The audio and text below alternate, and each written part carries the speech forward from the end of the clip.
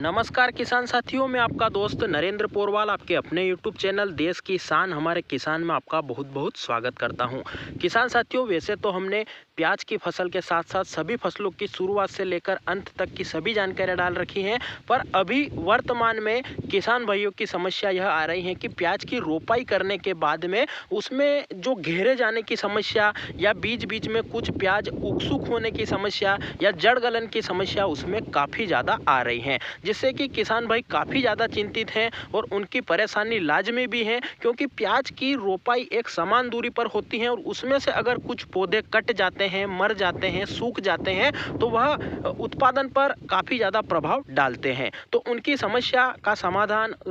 जानने के लिए वह काफ़ी चिंतित हैं और लगातार कमेंट के माध्यम से, फ़ोन कॉल के माध्यम से सभी क्षेत्रों से यह समस्या आ रही है। यह किसी एक क्षेत्र की समस्या नहीं है, पूरे भारतवर्ष में जहाँ पर भी अभी रबी सीजन की प्याज की जो रोपाई हुई है उसमें सभी किसान भाइयों के यहाँ पर लगभग कुछ न कुछ नुकसान जरूर हो रहा है। किसी का ज़्यादा हो रहा है, किसी का कम हो रहा है। तो उनके सभी सवालों के जवाब और उस बीमारी से रोकथाम की पूरी जानकारी इस वीडियो में मिलने वाली है कि वह समस्या क्यों पैदा हुई, उसका उपचार कैसे करना है, अगर आपने सिंचाई कर दी है तो उपचार कैसे करना है, अगर सिंचाई करने वाले हो तो कौन सा तरीका आपको अपनाना है। ऐसी संपूर्ण जानकारी इस वीडियो में आपको मिलने वाली है, जिससे कि आप जल्दी से उपचार करके उस घेरे जाने की समस्या या रोप जो चोपा है या रोपाई की है उसके कटने की समस्या या मरने की समस्या या पौधे जाने की समस्या को रोककर अपने उत्पादन को निश्चित कर सकते हो। आपने खर्चा किया है उसे जो है 100% उसका लाभ आप ले सकते हो। तो पूरी जानकारी देने वाले हैं। पूरी जानकारी के लिए आप वीडियो को पूरा देखें, जिससे आपको पूरी जानकारी समझ में आए।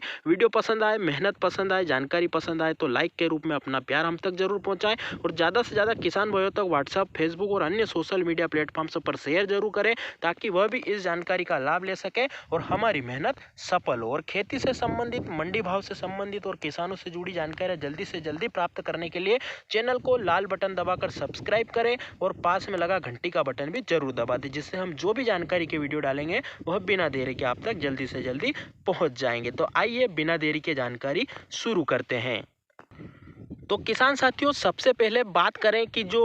पौधे रोपाई के बाद सूखने की समस्या आ रही है वह क्यों आई, उसकी शुरुआत कहां से हुई और हमारी गलती कहां पर हुई जिसके कारण वह जो है रोप या चौपाई करा हुआ पौधा मर रहा है। तो किसान साथियों, इसमें किसान की कोई ज़्यादा बड़ी गलती नहीं है, यह आम बात हो चुकी है और लगभग 80% किसानों के सामने यह समस्या देखने को मिली है और लगभग 80% खेतों में यह समस्या देखने को मिली है। तो यह किन किन जो है खेतों में समस्या देखने को मिली, तो यह जो है रोप जहां पर छोटा था या खराब जो कंडीशन में हो गया था, जो रोप जो हमने तैयार किया था या नर्सरी तैयार करी थी वहीं से इसकी शुरुआत हो चुकी थी और नर्सरी बिल्कुल झुलसी हुई थी, उसमें यह समस्या ज़्यादा देखने को मिली है। और इसमें किसान की कोई गलती नहीं है, यह जो मौसम या प्रकृति की मार है उसके कारण किसानों को खामियाजा भुगतना पड़ रहा है, क्योंकि मौसम लगातार 15 दिन तक बारिश जैसा पहले रहा, उसके बाद 1-2 दिन खुला, उसके बाद जब रोपाई हुई उसके बाद भी प्याज की फसल को धूप नहीं मिल पाई। और कोई भी फसल हो उसे शुरुआती अवस्था में धूप की काफ़ी ज़्यादा आवश्यकता होती है, क्योंकि शुरुआती अवस्था में पौधा छोटा होता है, उसमें पत्तियां कम होती हैं और वह पत्तियां भी अगर लटक जाए, झुलस जाए तो उसमें पौधा भोजन बनाने की क्षमता खो देता है और ऊपर से धूप नहीं निकली जिसके कारण पौधा बिना भोजन के ही पड़ा रहा। और मौसम में अधिक नमी होने के कारण जमीन में भी नमी बनी रही, ऊपर वायुमंडल में भी लगातार ओस और धुंध चलती रही, जिसके कारण पत्तों पर लगातार ओस जमता हुआ दिखा और प्याज के साथ सभी फसलों में धुंध या ओस का नुकसान देखने को मिला। और प्याज में हमें वह झुलसा रोग या जो झुलसे हुए पत्ते रोप में या नर्सरी में या प्याज की फसल में देखने को मिले, उसके कारण ही यह समस्या पैदा हुई। तो यह जहां पर नर्सरी में ही झुलस चुकी थी, नर्सरी के पत्ते जहां पर खराब हो चुके थे, उसी का जो रूप रोपाई में भी हमें देखने को मिला और वह फंगस रोपाई के बाद भी नहीं रुकी, पत्तों में जाती रही और जड़ तक चली गई और जड़ गलन रोग के कारण वह घेरे या जो टामे हमें देखने को मिले खेत में कि एक पर्टिकुलर जगह पर बहुत सारे पौधे सूखते हुए दिखे, वह फंगस के कारण हमें देखने को मिला। तो उसमें कोई खेत में ही खराबी नहीं थी, वह जो रोप हमने या नर्सरी हमने लगाई उसी की जो खराबी थी या उसी की मिस्टेक थी, उसी के कारण जो खेतों में घेरे जाने की समस्या देखने को मिली। और यह समस्या शुरुआती अवस्था में ही हमने देख ली थी और उसमें हमने एक वीडियो बनाया था कि आप जब पहला पानी जो दे रहे हो प्याज की फसल में, तो उसमें आपको कौन सा खाद लेना है, क्योंकि वह जो हमने खाद बताया था वह फंगीसाइड का भी काम करता है और पौधे की जड़ों को विकास करने का कार्य करता है बिना भोजन के भी। तो उसमें हमने बताया था यूरिया के साथ माइकोराजा। माइकोराजा एक जीवित फंगस होती है जो कि खेत में या प्याज की नर्सरी में जो भी फंगस थी उसे खाने का कार्य करती थी और उसे जड़ों को बढ़ाकर पोषक तत्व नीचे से पौधे को उपलब्ध कराने का कार्य कर रही थी। तो वह वीडियो हमने डाला था। जिन किसान भाइयों ने हमारे बताए हुए पहले खाद का उपयोग प्याज में कर लिया था उनकी प्याज बिल्कुल स्वस्थ खड़ी है, उसमें वह घेरे जाने की समस्या भी रुक गई और पौधे ने तुरंत जड़ें पकड़ ली और जड़ें पकड़ने के बाद जमीन से पोषक तत्व लेकर उसके भोजन की पूर्ति उसने कर ली और घेरे जाने की समस्या जहां थी वहीं पर रुक गई और प्याज बिल्कुल आप देख रहे हो इस प्रकार से बिल्कुल हरा भरा स्वस्थ हो गया। क्योंकि हमने भी जब गारवण की सिंचाई या प्याज में पहली सिंचाई करी तब यूरिया के साथ माइकोराजा जो आता है वह लिया था और उसका शानदार रिजल्ट आप अपनी स्क्रीन पर देख रहे हो। कहीं पर भी एक भी नर्सरी हमने रोपी उसमें से खराब नहीं हुई है, बिल्कुल सारे पौधे स्वस्थ खड़े हैं, हरे भरे खड़े हैं और बिल्कुल चाल और जड़ें इसने पकड़ ली हैं, बिल्कुल मजबूत पकड़ जमीन के साथ करके भोजन नीचे से इसने बनाकर पूर्ति बिना धूप के भी कर ली। तो जिन किसान भाइयों ने माइकोराजा दे दिया था खाद के साथ मिलाकर, उनका कार्य तो वहीं पर संपूर्ण हो गया और घेरे जाने की समस्या खत्म हो गई।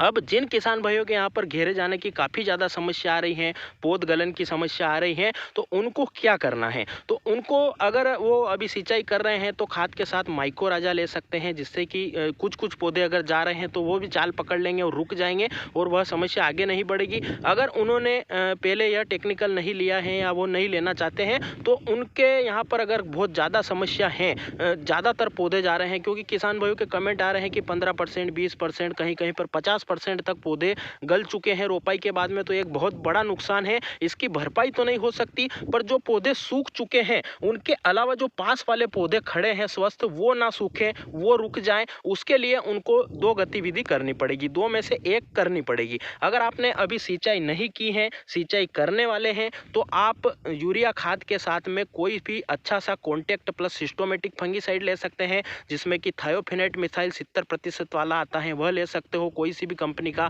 या फिर जो थायो यूरिया आता है वह भी ले सकते हो, या फिर एक डव कंपनी का कोसाइड के नाम से बहुत बढ़िया जमीन में लगने वाला फंगीसाइड आया है जो कि जमीनी फंगस को काफ़ी तेज़ी से ख़त्म करता है, वह ले सकते हो।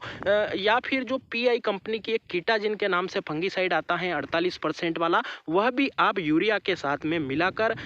जो है खेत में भुरकाव करके हाथों हाथ सिंचाई कर सकते हो। सिंचाई आपको खाद उड़ाने के हाथों हाथ करनी है, जिससे कि फंगीसाइड अपना असर नहीं खोएगा और तत्काल असर करके पौधों की जड़ें में जो पौध गलन की समस्या या कंद सड़न की समस्या आ रही है उसे वहीं पर रोक देगा और एक पौधे से दूसरे पौधे में नहीं फैलने देगा, क्योंकि यह कैंसर की तरह बीमारी फैल रही है। एक दो पौधे सूखते हैं, वह सूखने के बाद वह फंगस दूसरे पौधों में ट्रांसफर हो जाती है और दूसरे पौधों में भी गलन की समस्या आ रही है। तो वह समस्या वहीं पर रोकने के लिए आप जमीन में यूरिया के साथ में दे सकते हो। अगर ज़मीन में आप नहीं दे सकते, क्योंकि अगर आपने सिंचाई कर दी है तो अभी प्याज में तत्काल सिंचाई तो हम नहीं कर सकते हैं, तो आप स्प्रे के माध्यम से भी इस बीमारी को कंट्रोल में कर सकते हो। जो पौधे सूख गए हैं बिल्कुल वह तो नहीं चलेंगे, पर जिनमें कुछ जान है वह और जो साथ में स्वस्थ पौधे खड़े हैं उनकी जो है पूरी सुरक्षा इससे हो जाएगी। तो आप स्प्रे में क्या ले सकते हो, तो स्प्रे में भी सिस्टोमेटिक प्लस कॉन्टैक्ट फंगीसाइड आप ले सकते हो, जिससे कि पत्तों पर जहाँ पर पड़ेगी या ज़मीन पर भी पड़ेगी,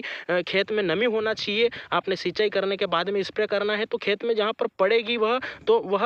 मिट्टी में फैलकर उस फंगस को ख़त्म करेगी, जड़ों में जो है सिस्टोमेटिक माध्यम से भी पहुँचेगी पौधे में होते हुए जड़ों तक, तो वो दोनों तरीक़ों से उस फंगस को समाप्त कर देगी। तो आप स्प्रे में कौन से फंगीसाइड ले सकते हो, तो आप डव कंपनी का जो कोसाइड आ रहा है वह ले सकते हो, इसके साथ पीआई की कीटाजिन को भी स्प्रे में ले सकते हो, या सिजेंटा का रेडोमिल गोल्ड ले सकते हो, या अडामा का सिस्कोन ले सकते हो,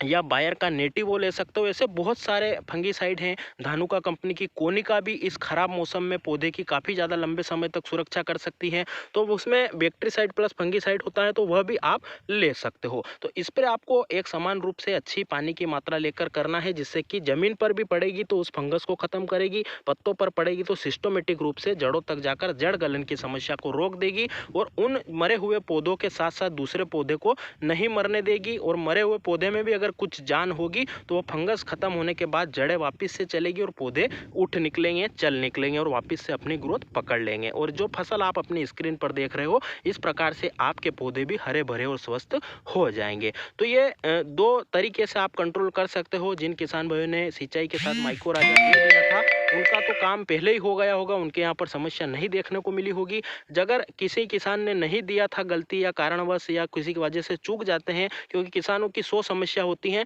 तो वह भी हमने जो दो तरीके बताए हैं, एक अगर सिंचाई नहीं की है तो खाद में मिलाकर भी फंगीसाइड दे सकते हो। अगर सिंचाई कर दी है, खेत में गीला है, सिंचाई नहीं करनी है, तो स्प्रे के माध्यम से भी जो हमने दवाएं बताई हैं उनकी उचित मात्रा लेकर, उचित पानी की मात्रा लेकर आप चिपको के साथ स्प्रे करके, फोलियर स्प्रे के माध्यम से भी ये घेरे जाने की या उकटा रोग की या जो जड़ गलन की या पौध गलन की समस्या आ रही है, इसे रोक सकते हो और फसल का उत्पादन आप सुनिश्चित कर सकते हो। तो ये थी जानकारी। ये जानकारी आपको कहीं पर भी नहीं मिलेगी। आप गूगल पर, यूट्यूब पर जाकर अगर सर्च करोगे तो आपको हमारे चैनल के अलावा कहीं पर भी नहीं मिलेगी। और यह समस्या हमारे दिमाग में 3 से 4 दिन से चल रही है। कुछ किसान भाई नाराज भी थे कि आपने जो दूसरे वीडियो डाल रहे हो, यह वीडियो क्यों नहीं डाल रहे हो। तो किसान साथियों, एक समस्या के ऊपर प्रॉपर रिसर्च करके उसकी पूरा निष्कर्ष निकाल कर दवाओं का परिणाम देखकर ही उसकी दवाई बताई जाए तो किसान को नुकसान नहीं होता है। नहीं तो हवाबाजी में कुछ भी दवाई अगर बता दें और किसान पैसा खर्च करके डाल दे और उसको रिजल्ट ना मिले, तो काफ़ी ज़्यादा हमारे दिल को भी धक्का लगता है। तो देर आए दुरुस्त आए वाली कहानी आपके सामने आई होगी। और ये वीडियो आपको हमारे चैनल के अलावा कहीं पर भी नहीं मिलेगा, तो आप भले ही ट्राई करके भी देख सकते हो। तो इस प्रकार थी जानकारी, आपकी समस्या का पूरा निवारण और समझाई जिसमें आपको मिली होगी। आपको जानकारी कैसी लगी कमेंट में जरूर बताएं। वीडियो को पूरा देखा है तो जय हिंद कमेंट जरूर करें। इसके अलावा आपके कुछ सवाल या सुझाव या आपके पास भी कोई जानकारी है तो कमेंट में जरूर बताएं। चैनल पर खेती से संबंधित, प्याज में खरपतवार नियंत्रण की समस्या, या फिर जो है सिंचाई से संबंधित, पहला खाद कौन सा देना है, सिंचाई कब कब करना है, स्प्रे कौन से करने हैं, शुरुआत से लेकर अंत तक की सभी फसलों की जानकारी और मंडी भाव तक की जानकारियां डाल रखी हैं। आप वह भी जाकर देखें, उन्हें भी लाइक शेयर और चैनल को सब्सक्राइब जरूर करें। वीडियो को पूरा देखने के लिए धन्यवाद। जय हिंद, जय भारत, वंदे मातरम।